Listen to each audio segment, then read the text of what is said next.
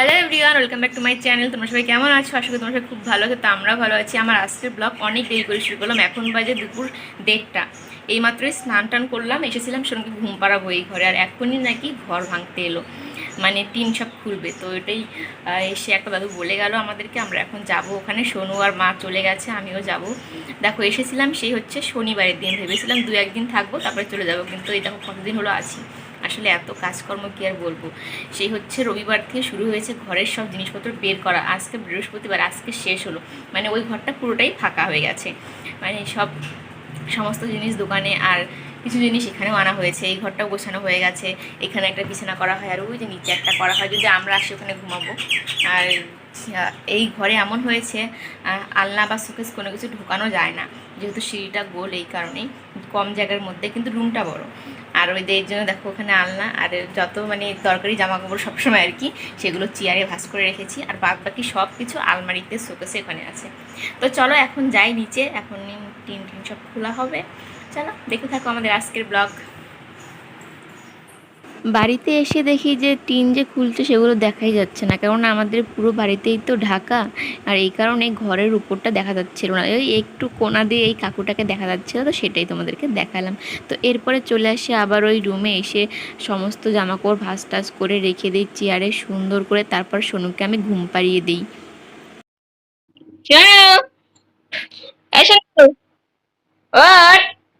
পাগলি,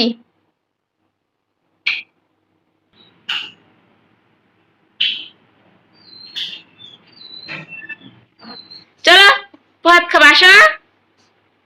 ওঠেই না, দেখো কেমন দুষ্টুমি, ওঠেই না। ওই দেখো, ওই দেখো, ওই দেখো কেমন দুষ্টুমি করে। দেখি দেখি দেখি দেখি দেখি কার সাথে ঘুমাচ্ছিল। ওরে বাবা রে, রে বাবা আসছে নিচে, বাবা আসছে নিচে, বাইরে রাস্তাতে বাবা বসে আছে তোমার জন্য। অনেক ঘুমিয়েছো আজকে তুমি।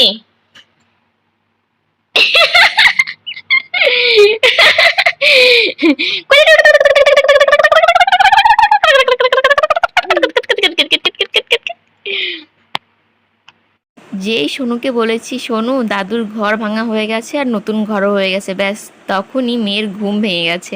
মানে একদম এইদিকে ঘুরে তাকিয়ে তাকিয়ে দেখছে আমাকে, আর মানে ভাবছে মনে মনে আমি কিছুই দেখতে পারলাম না, ঘুমিয়ে তো আমার খুব লস হয়ে গেল। আর দেখো কীভাবে তাকিয়ে আছে আমার দিকে রেগে রেগে, ভাবো শুধু কেমন দুষ্টি একটা মেয়েটা। আজকে অনেক দিন পর সোনু দুপুরবেলা এত টাইম ঘুমালো। যেদিন থেকে এখানে এসেছি সেদিন থেকে তো সোনু দুপুরে ঘুমাচ্ছেই না ঠিক মতো। আজকে অনেক টাইম ঘুমাতে পেলো সোনু, এর জন্য সোনু আজকে দেখো না, দেখো অনেক কষ্ট হচ্ছে। ঘুমালো, এর জন্য দুষ্টুমি করতে পারলো না। ওই বাড়িটার যে উপরে টিনটা সেটা খোলা হয়ে গেছে, একটু আগে আমি গিয়ে দেখে এলাম। আর এবার সোনুকে গিয়ে দেখাবো। এরপরেই শুরু হয়ে যাবে বাড়ি ভাঙার কাজ, তারপরে বাড়ি হবে, নতুন বাড়ি হবে, সুন্দর বাড়ি হবে, না শোনো? তো চলো ওখানে যাই, তারপর তোমাদেরকেও দেখাচ্ছি। দেখো তখন যখন এসেছিলাম তখন দেখছি যে শুধু ওই নাটগুলো কাটছিল, আর এখন যখন এলাম এসে দেখি বাপরে বাপ, সব টিন নামানো হয়ে গেছে। আর এই যে কাকুটা দেখতে পারছো, ওই কাকুটাই আমাদের এই মানে এই টিন লাগানোর কাজটা করেছিল ওই তবু 7-8 বছর আগে হয়তো।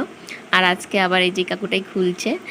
আর দেখো আমাদের এই মানে ঘরগুলো এরকম ছিল যে দিনের বেলাতেও আমাদের লাইট মানে অন করে রাখতে লাগতো, যেহেতু মানে পুরো বাড়িটি ঢাকা এর জন্য। আর আজকে দেখো পুরো ঘর একদম আলোয় আলো, কোনো লাইটের দরকার নেই, কারণ উপরে তো আর টিন নেই। সত্যি একটা ঘর বানাতে কত টাইম লাগে তাই না? আর একটা ঘর ভাঙতে সেরকম কোনো টাইম লাগে না যদি একবার কাজ ধরা হয়। আর সত্যি ঘর বানাতে কতই না দিন লেগেছিল। আর এই দেখো টিন যেহেতু খোলা হয়ে গেছে, আমগুলো পুরো ঘরের ভেতরে চলে এসেছে, আর কেমন একটা লাগছে তাই না? আর এদিকে দেখো সোনুকে আমি বলছিলাম সোনু ওই দেখো ঘর ভাঙছে, সোনু আবার ও দিদনকে ডেকে মানে টেনে নিয়ে আসছে দেখবে বলে, আসলে ভয়ও পাচ্ছিল যেহেতু ওখানে মেশিন দিয়ে কাজ হচ্ছিলো।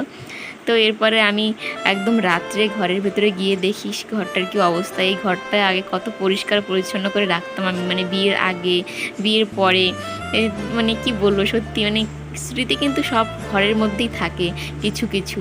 যেমন এখন যে রুমটাতে আমরা যাচ্ছি ওই রুমে আমরা থাকতাম বিয়ের অনেক আগে, 1 থেকে 2 বছর ছিলাম। তারপরে এখানে বিয়ের কিছুদিন আগেই এই ঘরটা হয়, তারপরে এখানে ওই 1 থেকে 2 বছর ছিলাম, তারপরে তো বিয়েই হয়ে যায়। আর এখন এই যে ঘরটা ভেঙে দেবে, মানে সমস্ত ঘরেই কিছু না কিছু স্মৃতি আছে কিন্তু। আর দেখো রাত্রিবেলাতে ঘরগুলো একদম কেমন লাগছে তাই না, মানে আনন্দও কিন্তু হচ্ছিল যে না এতদিনে বাবার একটা মনের মতো বাড়ি করতে পারবে, কিন্তু তবু কিন্তু কষ্ট হয়, কারণ এখানে ছিলাম আমরা কতগুলো বৎসর তাই না। আর এই দেখো সোনু দিয়ে কী করছে, সোনু দিয়ে গয়নার বাক্স দিয়ে খেলছে। আসলে সোনুর কাজই তো এইটা। তো এরপরে দেখো আমি একদম খাওয়া দাওয়া করে সোনুকে খাইয়েটাই ঘরে নিয়ে চলে আসি। আসলে সোনুর শরীরটা কিন্তু আবার খারাপ হয়ে যায় ওই সন্ধ্যার দিকে, বমি করার একবার, এর জন্য তাড়াতাড়ি খাওয়া দাওয়া করে আমি আর ও চলে আসি, পরে বাবা মা আসবে। তো চলো এই ছিল আমাদের আজকের ব্লগ, দেখা হবে আবার নতুন ব্লগে। সবাই ভালো থেকো, সুস্থ থেকো, টাটা।